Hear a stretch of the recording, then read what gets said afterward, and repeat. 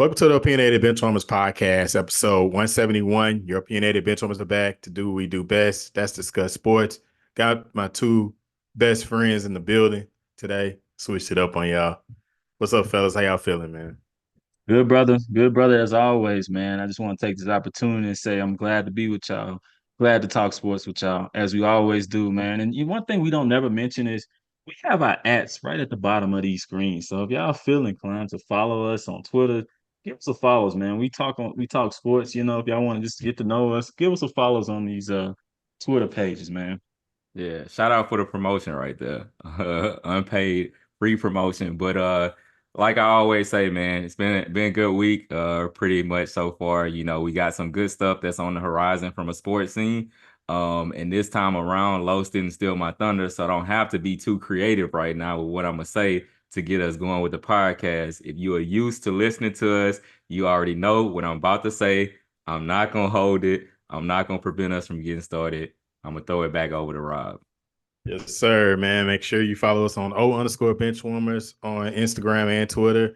That's our collective. Make sure that you subscribe to the podcast. Subscribe to the channel on YouTube. Like this video. Leave a comment. Let us know what you think.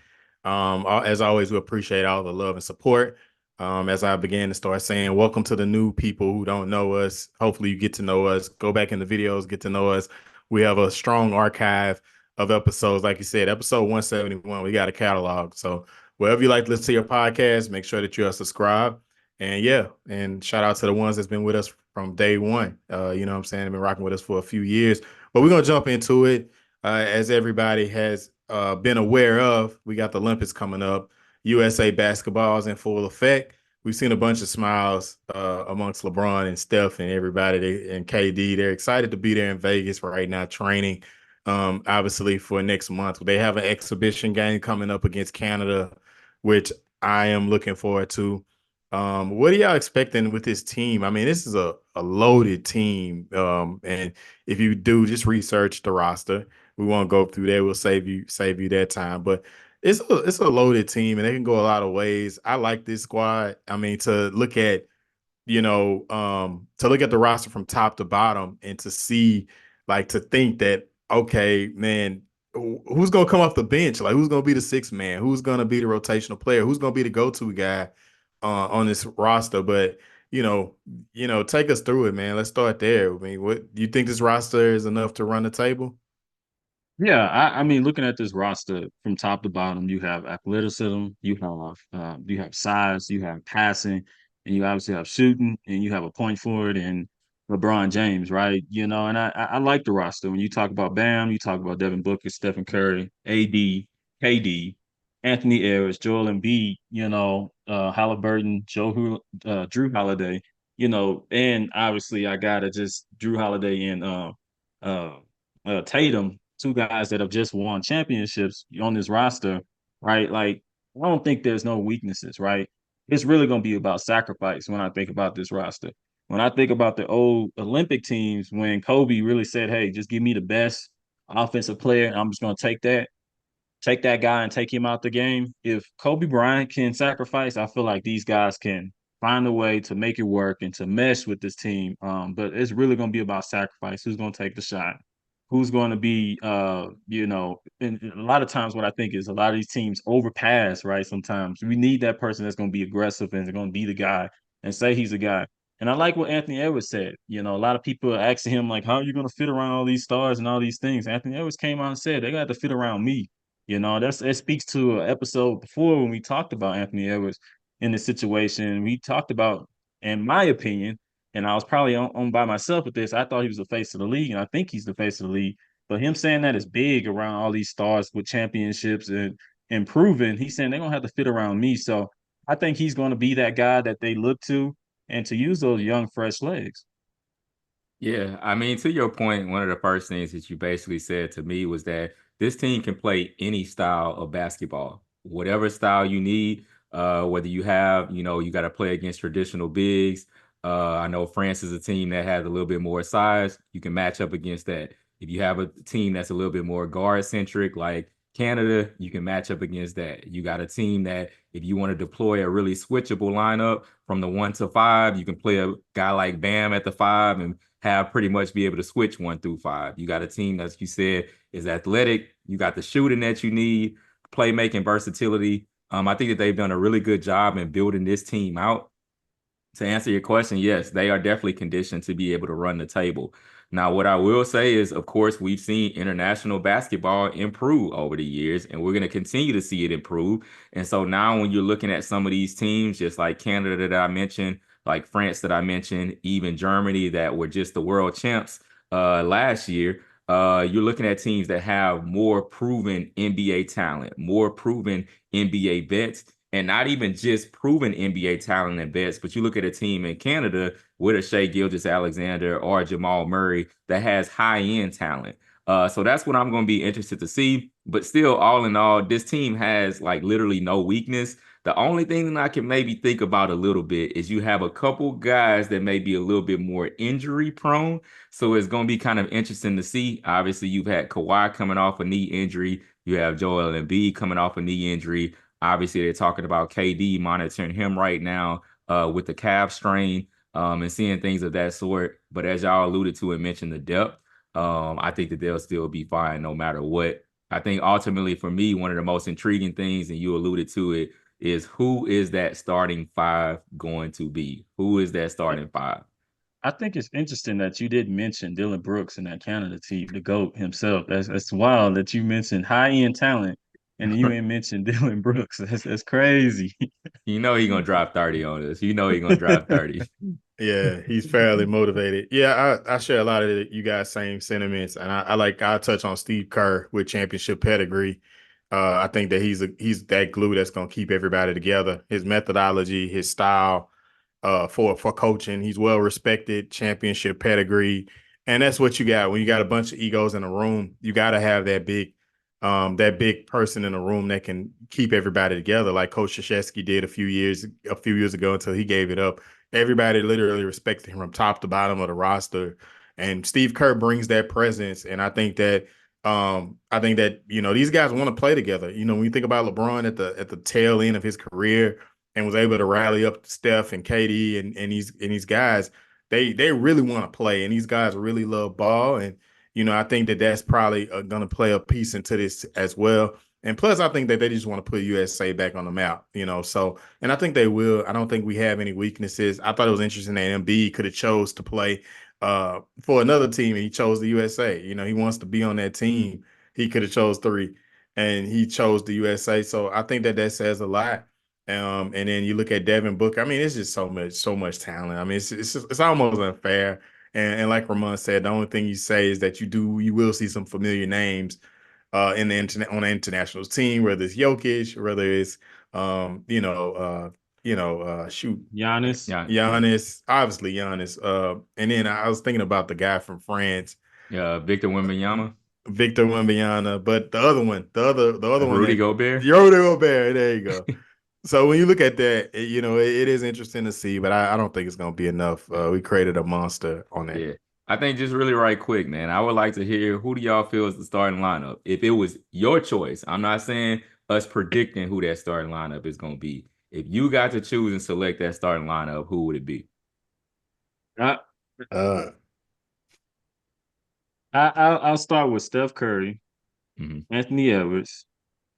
I'm gonna go LeBron, Embiid, and then I battle with that. I think Anthony Davis, right? I think just his versatility, and so that'll be my Curry, Edwards, LeBron, AD, Joel Embiid. Okay. Okay. That's who Rob, I'm who gonna you go with. got? I go Steph, LeBron, Embiid, Anthony Davis, and I would throw Jason Tatum in there. Okay. Okay. I think we all have slightly different Man, lineups. Yeah. man, wait. Time Yeah. out, time out, bro. How I disrespect Jason Tatum like that? I'm gonna take Anthony Oh. Davis out. Anthony Davis out and put in him. Think Davis come off the bench, but I think it's Okay. going to depend on matchup. I Okay. can't. Tatum gonna start, man. Yeah. Tatum gonna start. Now, for me, this piece is contingent on this guy being healthy. But of course, I have LeBron, Steph, Jason Tatum, Embiid, and my 5th one is KD. If KD is healthy, I'm bringing KD in that starting lineup, man. I don't know, Yeah. man. I feel like KD. I just feel like KD is already the things he's been saying in the press conference about his role and like I'll play any role, whatever role you need, blah blah blah. I think he's kind of taking that older Kobe Bryant role of like, if you guys need me to be that six man, I'll come off and be the scorer. If y'all need to come in and defend, just hearing him in the press conference again, he could come Yeah. out there and start. Obviously, that's Kevin Durant. Y'all know who he is, right? And so, Yeah. I mean, Leading he scorer could in the start, but last I three can, Olympics. yeah, I can see it. I can see it. Yeah, but you can't go wrong with any of those starting lineups, and I'm looking forward to seeing how we perform. Like I said, July 10th will be our first exhibition against Canada, so we'll kind of see this thing kind of come together. That's 10:30 Eastern time, my time. So, um, yeah, man, I think that's about covers that. But I will talk about Giannis. So we kind of mentioned glossed over him, and obviously, his team has qualified for the Olympics, and we saw that moment, and the OB page made a comment under the ESPN post that he was a top 20 player, which we all collectively agree on. Uh, but it led to a big debate that's still going on now. If you search ESPN's post on Giannis, you will still see guys going at it that we believe that Giannis is a top 20 player. So, I mean, I thought it was a good idea. We thought it was a good idea to bring this to the forefront and kind of discuss it round table wise. We don't have to spend much time there. We know where we lie on here, but Giannis top 20 player. I think that what he's accomplished in his career so far, multiple time MVP, a championship, one of the greatest final performances with a 50-piece McNugget to close out his championship. I think that he's there. Even statistically wise, when you look at it, points, rebounds, and blocks and assists and defensive efficiency, he's probably one of the greatest players almost we've ever seen. We've never seen anybody like him. And I think he fell off that. He was a descendant of what LeBron was as far as that point forward position. But then Giannis just takes it to a whole nother level. But what are your guys' thoughts on that? We all agree on it, but what do y'all add on to him being a top 20 player of all time already? I mean, like you said, we all agree on it. I think he's already hit that, and we just looked at him. He passes the eye test, right? He's done it, right, consistently.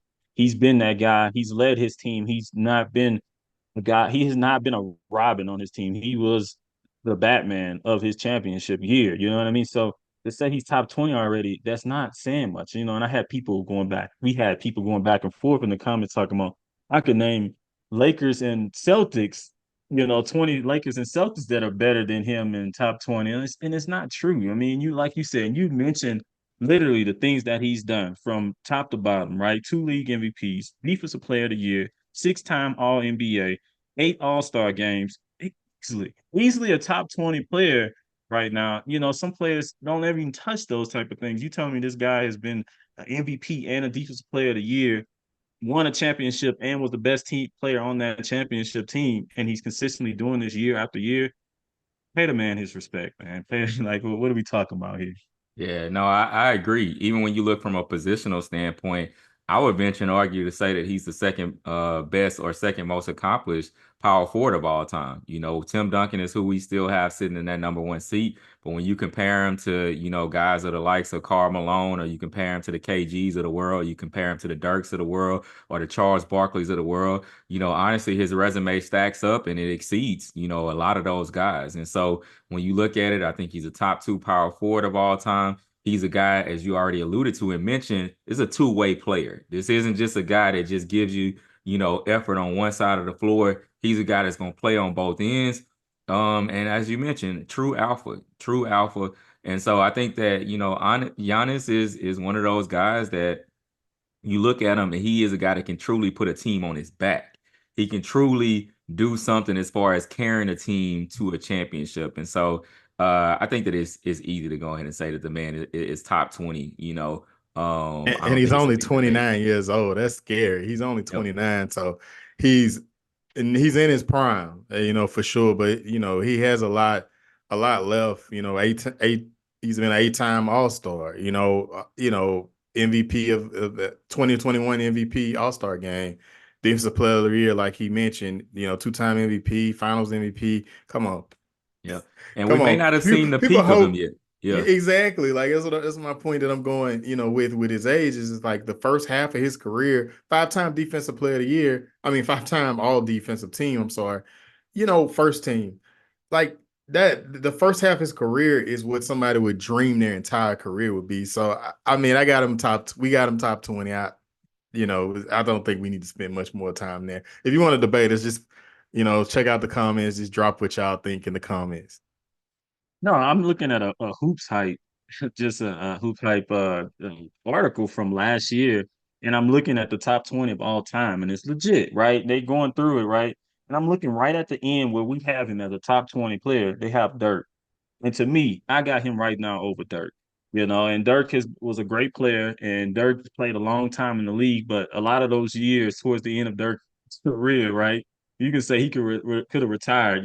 Maybe 4 or 5 years. He was just a guy out there, right? Hey, he had one of the But most legendary finals runs, he did, maybe of Yeah. all time. I he ain't did, Yeah. gonna It's and it's his up there. Yeah. and his accolades, right? One NBA title, one Finals MVP, one MVP, 12 All NBA selections, and 14 All Stars. Right now, I look at what I mentioned earlier with Giannis' numbers and what he's done from MVPs to the Defensive Player of the Year on both sides of the floor. I would have him right now. They have Dirk ranked 19. I would have him over Dirk Yeah, based on accolades. absolutely. Yeah, I agree. All No right. knocking it. Well, no need to beat a dead horse here. But anyway, you got I guess since we're going through lists and everything, there's a question of Jokic and Giannis. So, Los, you made the comparison of obviously the Dirk, but let's compare his career to Jokic so far, and where do you have him slotted with that two great big men? But I'll say I'll start it off. For me, I think I would have Giannis slightly above it. I wouldn't even say slightly. And I know people are gonna say, but I don't know. I struggle to have respect. My favorite player is Kobe Bryant, and he played both ends of the floor. Giannis doesn't. Giannis plays. I mean, I'm sorry. Jokic doesn't play both ends of the floor, and that kind of bothers me. Like you could be special offensively, but what can you do on the defensive end? So off that alone, we can get into the accolades and the stats and all of that. I mean, I'm not gonna do that, but just off that alone, and Giannis gives just as much as he does on the offensive end as he does on the defensive end. I gotta take Giannis. And plus, Giannis has gotten better with his playmaking this past season as well, too. I think he averaged like close to almost 7 assists a game this past season. Yeah, that's an interesting conversation. I think it's a good debate between the two, right? And you look at the two, you asked me one question, who I would rather on my team, I would probably say Joker if I'm just being unbiased, right? Just from a standpoint of what he does and impact on the offensive end. But if you ask me who has had a better career so far, statistically, I'll probably say Joker. I'm not making my point here. But I'm not Right. I'm making my like, when point is here. this going to lean towards When is Giannis and this gonna switch over? I? I think But you've if I decided already. Yeah, I mean it's a tough debate, because I really do think Giannis is a better player, right? He's a better overall player, as Rob mentioned. But when you tell me just on standpoint of what I've seen him, how he shred my team year after year, I just think Joker is just different on the aspect. He's always 2 steps ahead on the offensive end. Right now, I think Giannis is a lot of athleticism, and he's going to beat you, and you cannot do anything about it. His second jump is second to none, right? He's just that dominant. Like nobody can do anything with him. But I've seen Joker that's not athletic just totally skill you to death. And it's just like, how is this dude making these shots? How is he doing this? Like, how does he continue to get 10 assists, 10 rebounds? How's he getting rebounds? Like over our Yeah. most athletic players. It's just disgusting that what his IQ is. And so from that standpoint, it's literally for me it's a toss up. It's a toss up. I can't choose in between the two because it's a toss up with both what they both bring. Yeah, no, I think that that's what makes it such an interesting question and such an interesting debate because I think you really find two guys in kind of that same ballpark, whereas you may have one that has a little bit of an edge. Well, not just a little bit of an edge. Giannis is Yeah. definitely a much better defender. But from an offensive standpoint, obviously, like you said, Jokic is more of that polished offensive product. You look at one guy being a 2-time MVP, the other guy being a 3-time MVP, both of them having a championship, both of them being finals MVP on that run. both of them having a similar amount of all-star appearances. If I had to choose right now of who's higher on my all-time list right now, I would say right now Giannis is still a little bit higher on my all-time list. If I had to say going into next season, if I got a clean slate and which player would I draft on just a clean slate, I might say Jokic, even though I hate saying it. I might say Jokic. But ultimately, like the question of all time, I'm still gonna rock with Giannis right now. I still think that his resume right now is still a little bit better than Jokic's resume. What he does on the defensive end, I don't care what you do offensively. Like I feel like Jokic is such a special offensive talent. And even though he's such a special, I mean, he averaged 26 last year. Giannis averaged 30. So, but Giannis shot like what 25% from three. Jokic shoots 35% from three. So, I mean, offensive is great, but I want somebody that can like dominate the paint and ain't nobody gonna score on him. And I feel like we've seen at times where if you have somebody, a big man that Jokic can struggle with, it's an athletic one that has a quicker first step. And I don't like anybody that's a liability on defense. Not that Jokic is, because Jokic is a sneaky, decent defender. He's because he's so smart and his basketball IQ so high. But just Jokic, I mean, but just I don't know. Now I'm talking myself into Jokic. I don't know. Right. That's how close. Quick answer. You We had sound the like me, whole brother. right. Well, You I sound know. like me. I Well, did tried all that, and it was it. still saying nothing but good stuff Right. about Jokic. So Right. I'm gonna ask it in this way. So kind of had the all-time thing, but if I give you one of them for the next 5 seasons, you can only choose Giannis or Jokic for the next 5 seasons. Who you got? I'm going Woo. Joker. I'm going Joker because I Jesus. mean, if you think a lot of only going Joker because a lot of Giannis' game is athleticism. You tell me his athleticism is going to decline over the next 5 years, and Joker's game is not built on that. I feel like I have a better investment in this player for the next 5 years to stay consistent, right? That's my thought process as a GM. If I'm a GM of the Lakers and my fans expect us to win championships every year, I'm going Giannis because I don't need his athleticism forever. I just need a couple championships to get the fans off my back. And I don't know, man, but Jokic is just so easy to build around. But at the same time, they lost a couple pieces, and we saw what that did. Denver was not as strong as they was this past year as they were the previous year because they lost who they lose? They lost You talking about Bruce Brown, and then of Bruce course now they've Brown. lost KCP Now they coming in KCP. lost next year. KCP. So I'm interested to see what they look like because they had some very underrated. Denver has had a very underrated role players in their roles, and not to take away anything from Jokic, but they missed Bruce Brown Yeah. this past playoff run. So all right, so the short answer, I'm gonna go Giannis, man. I don't know. I just gotta go Giannis. Well, I'll start I with guess Giannis. I got to break the tie here. And I'm going to say, because y'all have already covered really all the aspects that I would cover. I think the one thing that maybe tips the scales for me a little bit is the fact that it's crazy to think about, but to me, Jokic has actually been more durable than Giannis. We've had a couple of times that from a That's playoff facts. run standpoint, Giannis has dealt with some injuries that's caused him to be out. So normally I would think about it from all the basketball scope, all that y'all talk. I don't want to rehash any of that.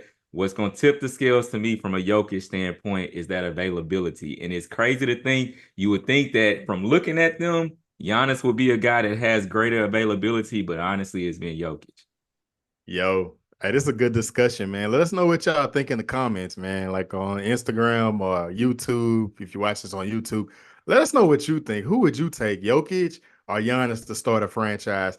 But I think collectively, no matter who you choose, guys, we can all agree that you can't go wrong with either one. So fellas, our favorite time of the year is coming up, fantasy football. If you just following us and it's your first time listening to us, we all consider ourselves somewhat of fantasy gurus. Uh, and we come with a lot of different types of perspective and great content. So we're prepping that right now. We have it coming. For episodes after this, we'll have little antidotes of fantasy to help you win your fantasy championships. Each one of us have won championships. Some on here has been multiple as a multi-champion. We get it. But we got some savvy minds on here, and we're excited to share some of that fantasy insight with you guys. Yeah, man. One thing that I normally doing this year during the fantasy time frame, right? Everybody's kind of doing their thing, right? Nobody's really kind of paying attention to the tea leaves, what's going on in the rookie training camps and these different things. What names are kind of popping, right? Like, last year, not to toot my own horn, but be beat, this is around the year, a time where I was starting to really put my eyes on Puka Nakua. Obviously, let's make this a Rams podcast, but Puka We knew it was Nakua. happening. We knew it was gonna happen. Puka Nakua probably like the GOAT of fantasy, like one of the GOATs of fantasy, the type of fantasy season he had. Yeah, no, but this was around the time last year where there was little reports that okay, he's starting to get under the ring of Cooper Cup. He's starting to get into he's starting to flash at practice, right? He's starting to ask the right questions. And this is listening to the beat writers that he's showing flashes, he's doing this right thing. And so obviously we all had a dynasty draft. And I was like, okay, one thing I would give advice, right? My advice to the listeners is to know your crowd, right? Know the people that you're drafting with. And I say that because, right, like if you have a bunch of Saints fans, like we all from Louisiana, chances that you're going to get some type of Saints player on your team or whatever are unlikely, right? So, but if you know that a lot of them aren't following the Rams, right, or not as savvy on the team like that, then you can wait on that certain player. So I knew in our dynasty draft that I can get him for fifth round Puka Nakua that I can just sit and wait on that. So just know, I say all that to say is know your crowd, right? Know who you're drafting with, know who they're fans of, because all that matters, right? We all want a player from our team on our team, right? Whether you admit that or not, right? And so all that matters. If you're dealing with a bunch of Saints fans, keep that in mind. If you want a player, you might have to go higher to get that player. You may have to overdraft to get that player, and that all goes into drafting with players year after year. Is knowing your crowd, right?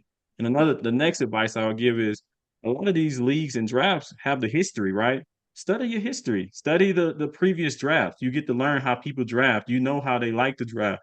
People don't change over years. A lot doesn't change over years. They know the certain players they like to have and all these different things. Once you know your crowd, you have that advantage. You're gonna beat them year after year after year after year, and they wondering why you continue to beat them. Is because you're prepared. Yeah, and you prepare by listening to us, honestly. We've all had Exactly. different people that Yeah. have reached out to us that Right. said, based upon you saying or mentioning this player, this helped me to win a league. So what I will Yeah. say too, and not going too much in depth, but the thing about us is that we have experience playing redraft, we have experience playing dynasty, we have best ball experience. Pretty much any outlet that you have out there, or any option that you have from a fantasy Yeah. football standpoint, we've had an opportunity to play it. So honestly, I'm kind of excited that this time is coming up because we'll be able to provide insight pretty much no Yeah. matter what you're looking to from a draft standpoint. The only thing that we may not be doing at this point is still playing standard. If you're still playing If you're playing standard, standard, right? oh my, turn us off right now. Right. Turn us Right. off right now. If you're still playing standard, we might not have much for you, but outside of that, we pretty much have whatever you Yeah. need. So And I'm a toot Hey, my and horn. I'm a toot my horn too. Tank Dell, I saw that from a mile away, and I was able to grab him late in a dynasty draft. And he very well is going to be a huge piece in offense. Despite them adding on Stephon Diggs, I still think Tank's going to eat. So, like you say, all of us know our stuff, and we're here to prove it. So make sure that you are subscribed to this channel so you can get the content, and subscribe to the podcast as well, because that's how you can find out when we drop content.